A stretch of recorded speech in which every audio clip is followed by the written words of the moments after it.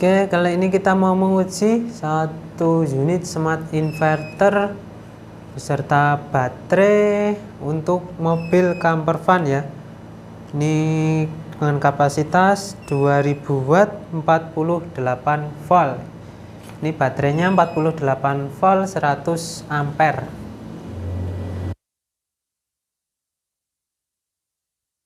Untuk koneksi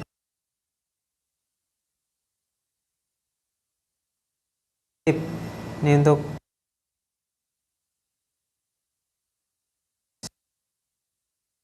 batasan baterai, watt output, prioritas, indikator PLN, indikator charging sudah ada di sini. Ini switch on off-nya, ini tab charging, indikator inverter, indikator charging, indikator PLN. Jadi ini di prioritas UPS ya.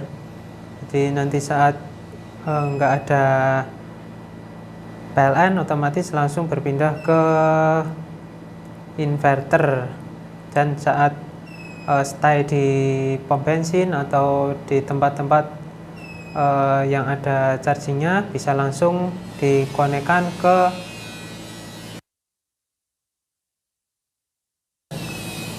ini. Sudah ada step up-nya juga untuk men-charging baterai dari mobil atau bisa diambilkan dari aki mobil. Step up ini dari mungkin kapasitas chargingnya hanya kecil ya. Untuk MCB berada di sini, MCB PLN, MCB inverter, MCB baterai, MCB soft start. Ini MCB charging dari aki mobil atau alternator mobil. Yang ini tab untuk charger PLN-nya ya. Untuk bagian dalamnya ini seperti ini. Ini adalah trafo charging dari PLN. Ini trafo utama untuk step up inverternya. Ini kit inverter. Ini yang hijau ini PCB dari Smart Power Inverter ini. Ini rangkaian dioda dan soft start ada di sini. Untuk step up-nya dari sini ya. Ini step up ini untuk mengatur tegangan dari alternator maupun PV ya. Jadi ini bisa kasih inputan dari PV juga. Panel surya. Untuk koneksi input dan outputnya berada di belakang. Oke, untuk koneksinya ini berada di belakang. Ini tulisannya di dalam ya. Nanti kita pindah di luar aja biar mudah karena ini harusnya tertutup ya. Ini untuk output. Ini untuk inputan PLN. Ini untuk PV. Dan yang bawah ini, yang besar ini adalah dari alternator mobil. Nanti kita simulasikan alternatornya pakai PSU ini ya. Oke, seperti ini bagiannya. Ini memakai 16 MOSFET tipe low frekuensi ya. Ini model step up nya. Ini untuk chargingnya.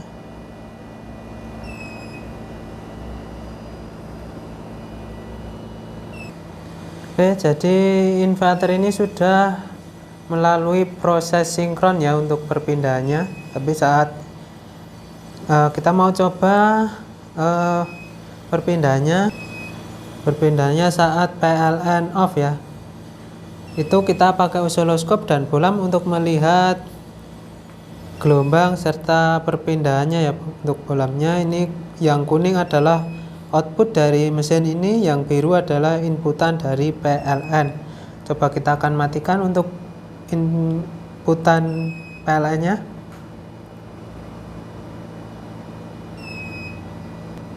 Oke, kita akan matikan. Oke, saat PLN off, dia langsung berpindah ke inverter. Ini gelombangnya PLN hilang. Ada sedikit kedip karena nggak melalui proses sinkron ya saat salah satu sumber hilang. Jadi inverter hanya sebagai backup. Saat PLN masuk,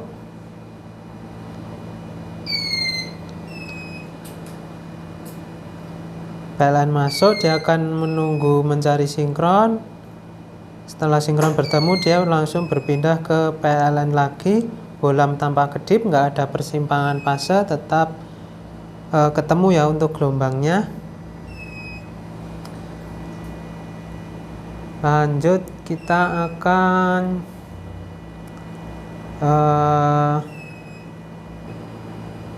untuk di prioritas inverter maupun hybrid, kita akan coba untuk perpindahannya ya. Kita setting di 48,9 pindah ke PLN. Tadi baterai 49,3. Kita bikin ranknya tipis saja. Oke.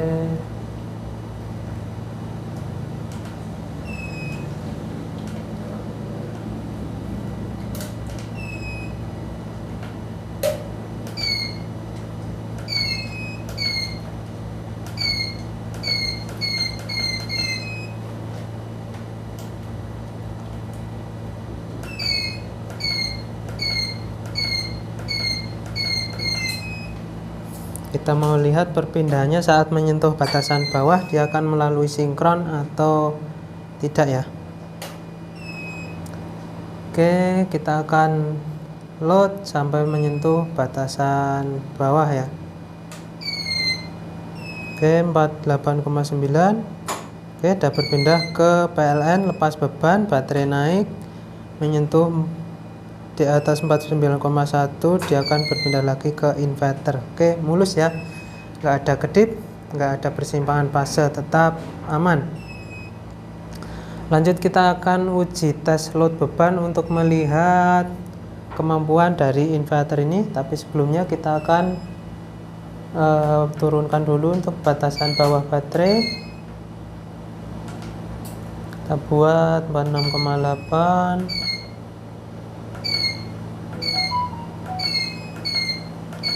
Jadi ini kita nggak perlu jelasin ya, untuk menu-menunya masih sama seperti biasa di video-video kita sebelumnya. Oke, udah berpindah lagi ke inverter. Kita akan lepas untuk PLN nya,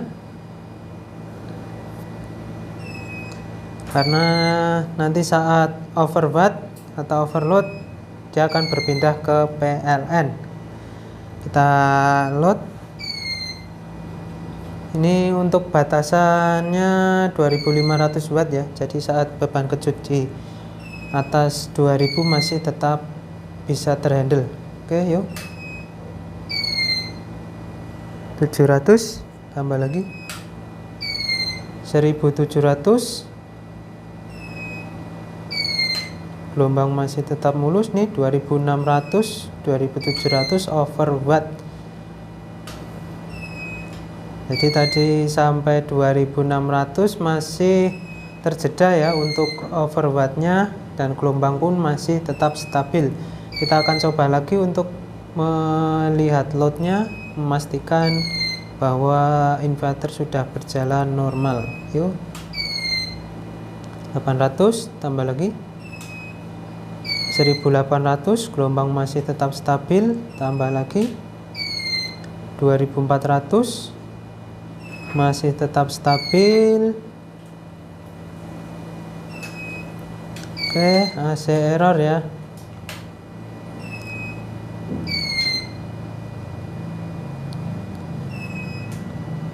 Oke, saat AC error berarti limitan dikit berjalan dan limitan di SPWM pun berjalan.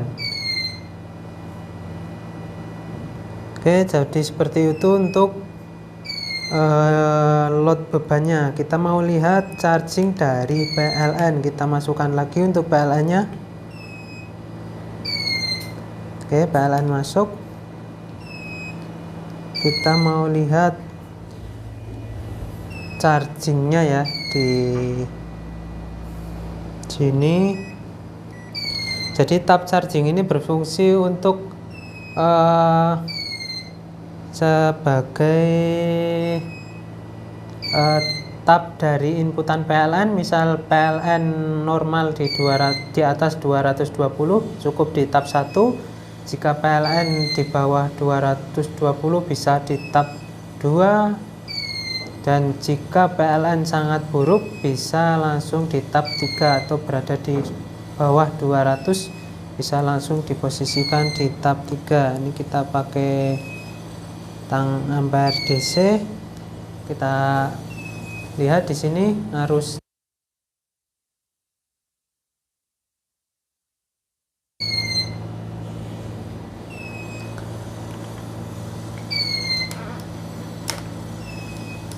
Oke, ini standby 0,8 ampere ya untuk sudah menghidupkan kipas serta LCD, sekitar 20 watt ya untuk standby nya. Coba kita lihat untuk arusnya. Oke, tab 1 sekitar 1000 watt lebih ya, 1100 1200. Di tab 2 10 ampere sekitar 2000 watt ya, listrik kita normal ya. Oke, MCB kita yang PLN trip, jadi untuk listrik normal bisa di tab 1 atau tab 2. Untuk listrik sangat buruk bisa di posisi tab 3 ya, karena listrik kita tadi MCB nya trip, jadi kita sampai tab 2 aja. Jadi sekitar tab 3 nya mungkin sekitar 15 ampere lebih ya. Oke, kita akan lihatkan juga untuk charging dari alternatornya ya. Untuk step up nya itu sudah kita pasang tang ampere. Untuk melihat chargingnya ya, itu masih 0. Jadi step up ini sudah kita setting di 12,5. Step up ini sudah enggak mengisi aki yang di sini ya, jadi sudah kita cut off. Jadi saat tegangan di atas 13 baru dia akan on kembali, jadi aman untuk aki mobilnya masih bisa digunakan ya. Jadi kita hanya memanfaatkan saat mobil berjalan.